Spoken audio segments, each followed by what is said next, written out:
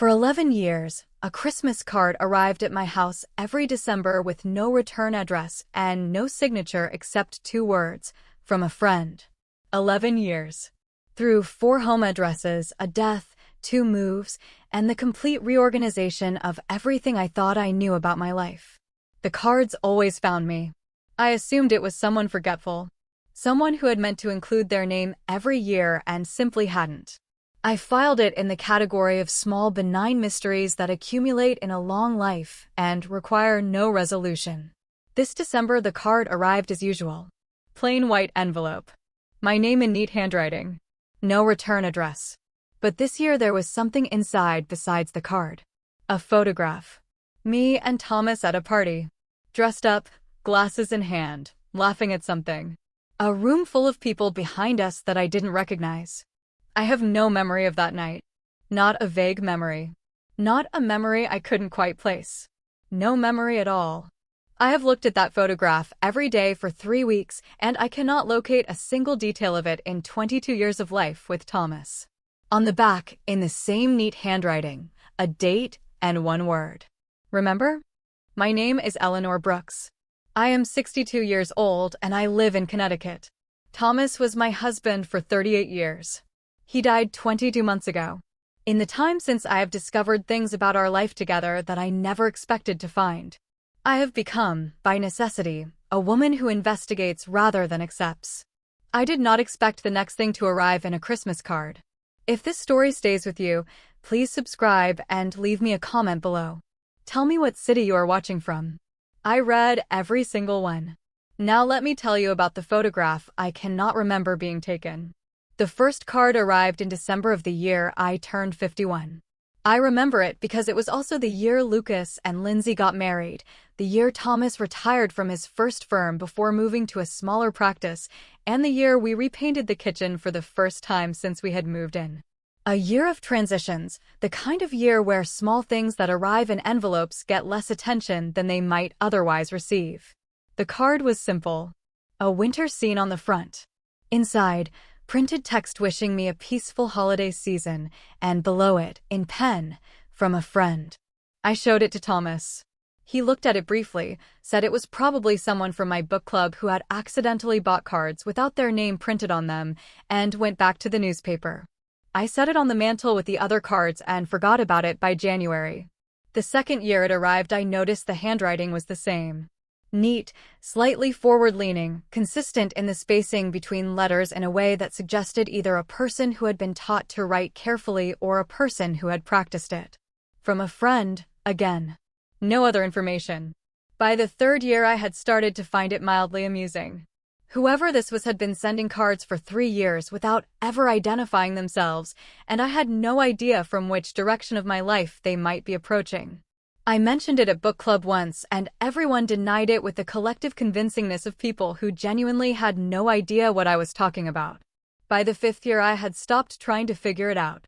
Some mysteries are benign enough that the effort of solving them exceeds whatever satisfaction the solution would provide.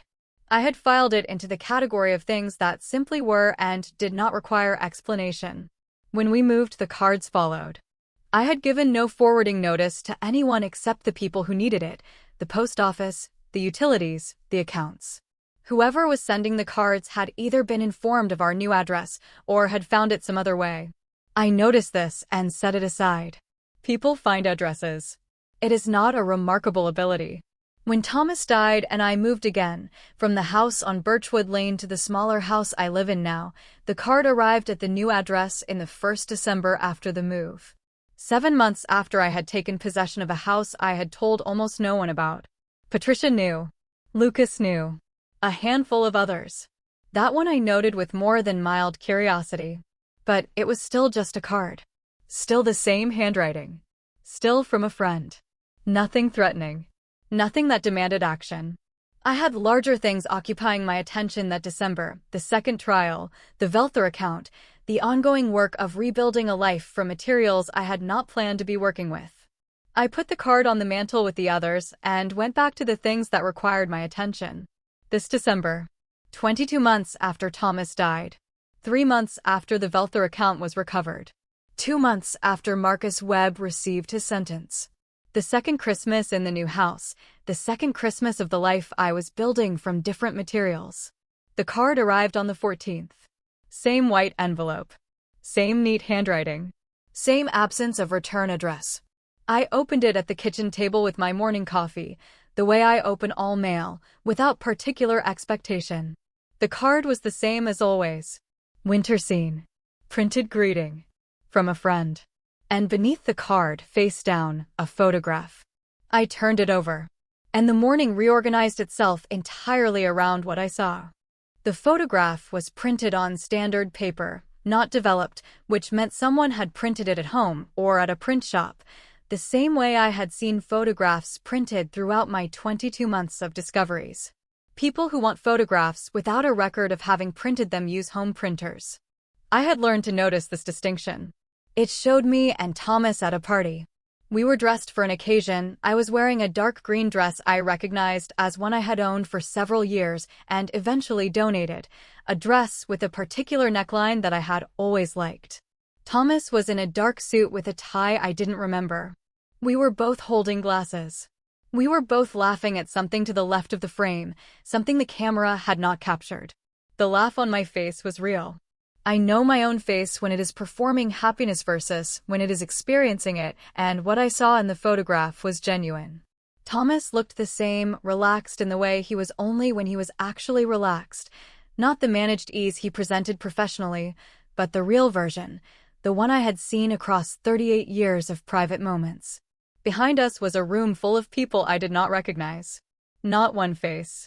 Not one detail of the room, the furniture, the artwork on the walls, the quality of the lighting, that I could place in any memory I possessed. I turned the photograph over. On the back, in the same neat forward-leaning handwriting of 11 years of Christmas cards, a date and one word. The date was November of 11 years ago. The same year the cards began. The word was, remember? I sat at the kitchen table for a very long time. November of 11 years ago. I tried to locate that month with the focused attention I had developed over 22 months of reconstruction. Thomas and I had still been on Birchwood Lane. Lucas and Lindsay had been married 3 years, their first child not yet born. I had been teaching still, secondary school, English, the job I had held for nearly 2 decades and would leave 2 years later. I could remember November of that year in the general way, the particular quality of late autumn in Connecticut, the preparation for Thanksgiving, the first real cold. I could remember the kitchen, the garden going to sleep for winter, Thomas reading at his desk in the evenings. I could not remember a party. Not the dress, not the room, not the people, not whatever had made me laugh that genuinely at something to the left of the frame. I picked up my phone and called Sandra. Sandra arrived at my house that afternoon. She photographed the card, the envelope, the photograph. She took the originals for analysis. She asked me to describe everything I could remember about November of 11 years ago in as much detail as possible, which I did, and which produced nothing that connected to a party with those people in that room. She asked about the dress. I told her it was a dress I had owned. Dark green, the neckline specific enough to be identifiable. I had donated it, I thought, 4 or 5 years ago when I was clearing things out. I had no particular memory of when I had acquired it or how many times I had worn it. She said, "Do you have any photographs of yourself in that dress from other occasions?" I said I didn't know. Possibly, in albums or on the family account. She said she would look. She found 3. Lucas's first birthday after he got married. A dinner with colleagues of Thomas's that I remembered clearly. And a holiday party at Thomas's firm from approximately 9 years ago. None of them was the party in the photograph. The party in the photograph was different. Different room, different people, different quality of the occasion. I called Patricia. She came the following morning and I told her everything, the 11 years of cards, the consistent handwriting, the way the cards had followed me through 3 addresses, and the photograph with the date that I had no memory of. Patricia was quiet for a moment. She said, "You have been receiving these cards for 11 years and Thomas never mentioned anything about them?" I said, "He dismissed the first one. I don't remember discussing the subsequent ones with him." She said, "Meaning it's possible he knew who was sending them and chose not to engage with that conversation." I looked at the photograph on the table between us. Thomas, genuinely relaxed and laughing, at a party Eleanor had no memory of attending. I said, yes, that is exactly possible. The handwriting analysis took 4 days. Sandra had compared the handwriting from the Christmas cards against every document in our possession from the past 22 months of investigation, the financial records, the correspondence, the documents from the storage unit. The letters and cards recovered from the 5 women's document boxes, the journal entries from Thomas's private notebook. It did not match any of them. Not Catherine. Not Ruth. Not Diane or Margaret or Miriam. Not Frances, the mother of Nora and James. Not Vivian, Sophie's mother. Not anyone whose handwriting we had on file. Which meant either the person sending the cards was someone entirely outside the network of relationships we had documented over 22 months, or it was someone whose handwriting we did not have a sample of. The envelope analysis produced more. The postmarks on the 11 cards, which I had kept, not deliberately, simply in the way that cards accumulate when you do not actively discard them, showed postmarks from 3 different cities over 11 years. Boston twice. Hartford 4 times. A suburb of Providence 3 times, and twice from a town in western Massachusetts that I did not immediately recognize. The Providence postmarks coincided with the years when Thomas had been most frequently absent on the arrangements he described as client obligations in Rhode Island.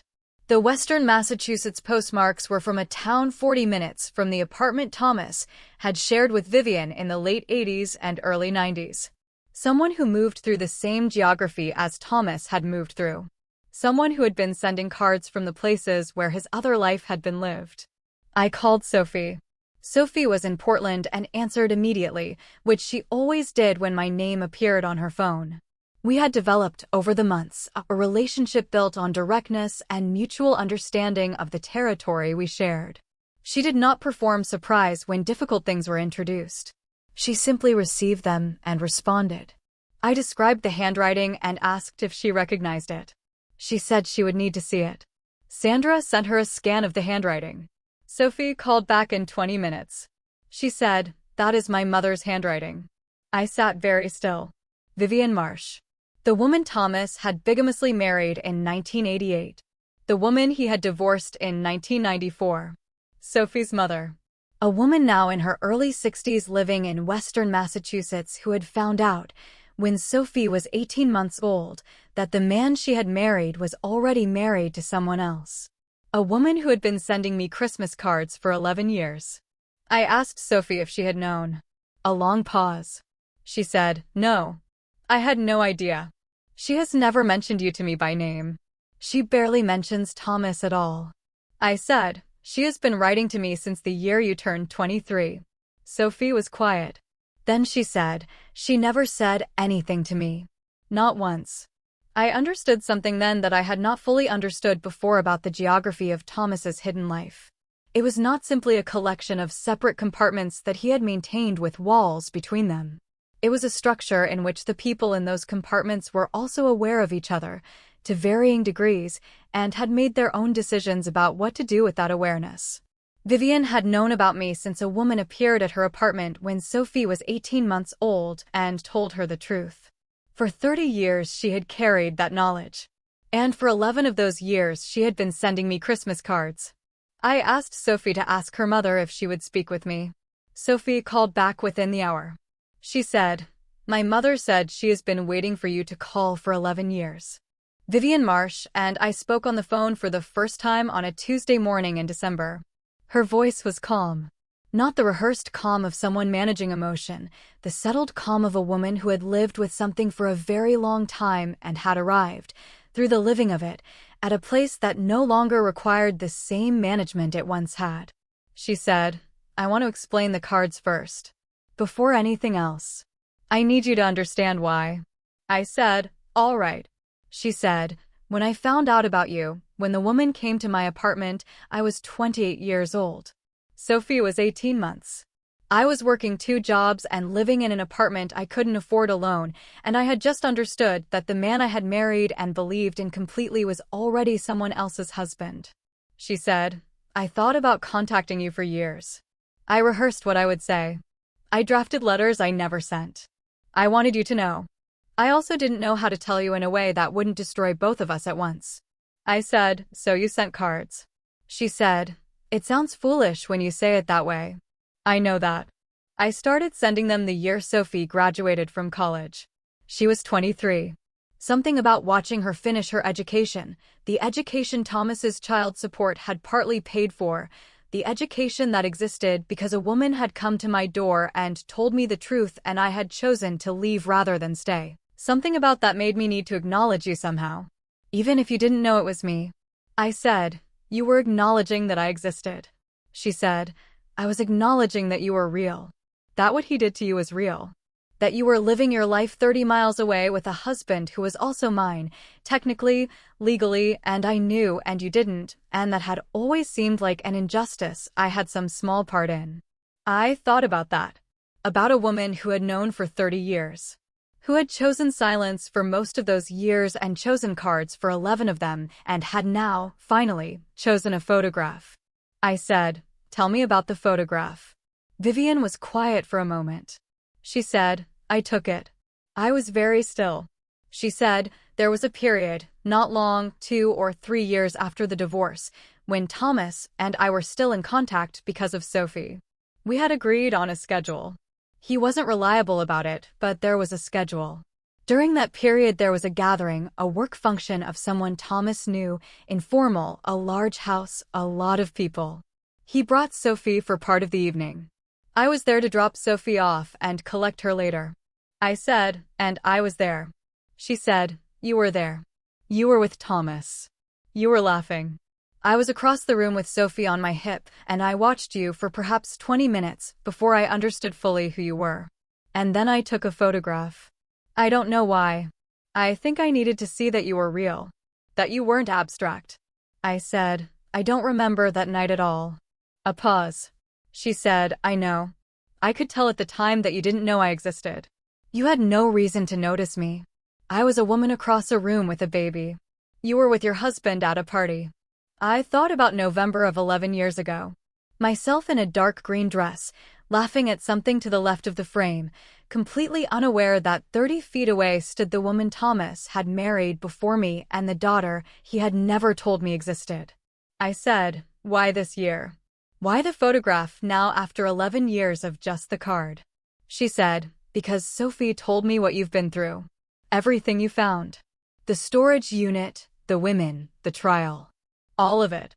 She told me over a period of months, not all at once, gradually, and the more I heard the more I understood that you had gone through the process of discovering everything there was to discover, and that you had done it with a completeness and a courage that I had never managed. She said, I sent the cards because I couldn't find the courage to say anything directly.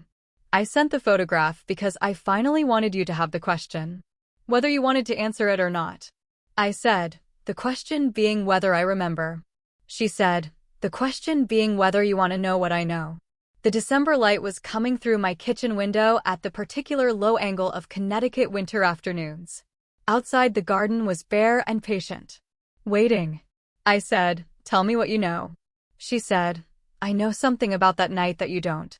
Something that happened at that party that Thomas managed in the moment, but that I watched from across the room. I said, tell me. She took a breath. She said, at that party, Thomas was introduced to a man who recognized him. Not as Thomas Brooks. As someone else. I watched Thomas's face when it happened. I watched him manage it, smoothly, the way he managed everything, turning it into a joke about looking like someone's cousin, steering the conversation away. The man believed him or chose to. But I was close enough to have seen the recognition. And close enough to have seen that the man Thomas was pretending not to be with someone connected to a financial arrangement Thomas had been building for a long time. She said, I didn't understand all of it then. I understand more of it now. But what I saw that night was the moment Thomas almost got caught. The first near miss in what I came to understand was a very long history of near misses. I said, who was the man who recognized him? She said, I only heard a first name. Henry. I thought about Gerald Whitmore. About Marcus Webb. About the 11 years of architecture that Thomas had been maintaining while sending me Christmas cards from Vivian did not announce themselves. I said, I need to pass this to my attorney. She said, I expected that. I said, and I want to meet you. A silence. She said, I have wanted to meet you for 30 years. I looked at the photograph on the kitchen table. Two women who had been in the same room 30 years ago without knowing what connected them. Who had been circling each other through 11 years of one-word Christmas cards. I said, then let's stop waiting. Vivian Marsh drove to Connecticut on the Saturday before Christmas. Sophie came from Portland. Not because I had asked her to, she had called me the day after the phone call with her mother and said she wanted to be there. I had said yes without hesitation because Sophie's instinct for when her presence would matter had proven, over the months of our acquaintance, to be reliable. The three of us sat in my kitchen on a Saturday afternoon in December. Vivian was 63 years old, with dark hair gone mostly silver and the particular composed steadiness of a woman who had spent 3 decades making peace with something difficult and had arrived at genuine peace rather than its performance. Sophie sat beside her mother with the quiet attention of a woman watching 2 parts of her history occupy the same room for the first time. I made tea. It was the thing I always did when I needed something to do with my hands while my mind was working. We talked for 4 hours. Vivian told me about the woman who had come to her apartment when Sophie was 18 months old. She did not know who the woman was, had never found out. A woman in her 40s, she said, well-dressed, who had knocked on the door on a Tuesday afternoon and said, I think you should know that your husband is already married. She had given no name, no contact information. She had said it simply and clearly, and then she had left. I thought about the anonymous woman. The one who had appeared in Vivian's account and then disappeared back into whatever life she had been living. I had thought about her before, the woman who had done the necessary and difficult thing and then stepped away. I thought about her again in my kitchen on a Saturday in December and wondered if she was still alive and whether she knew how many threads had eventually pulled from the knot she had started loosening. Vivian told me about the party. More than she had said on the phone, now that we were in the same room and the telling felt different, less like testimony and more like memory shared between people who have reason to share it.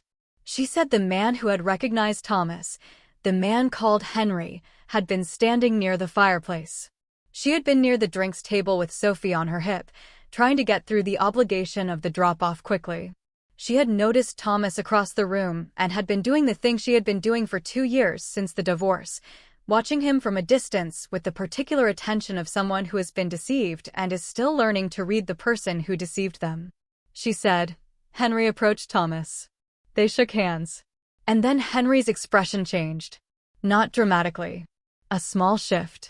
The kind of shift that happens when you think you recognize someone and are deciding whether you do. She said Thomas handled it in under 30 seconds. A laugh, a denial, a redirect.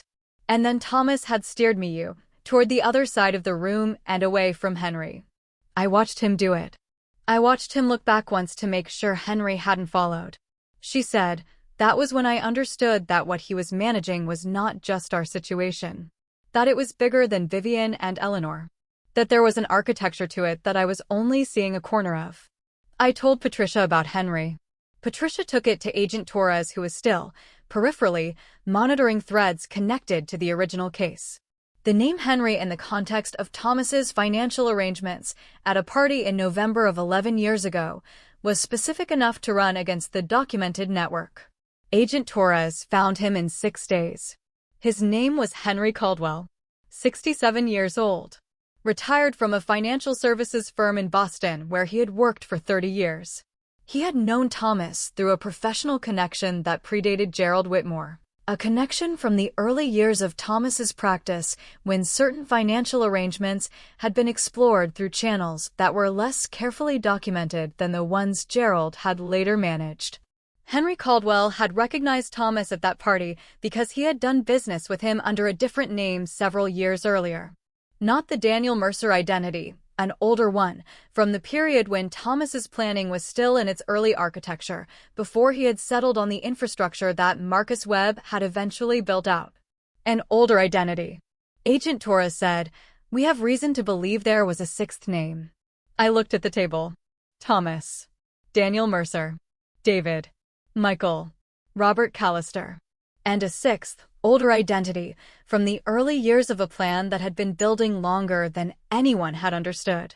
The investigation into the sixth identity produced an account that had been dormant for 15 years, emptied before the more recent financial structure had been established.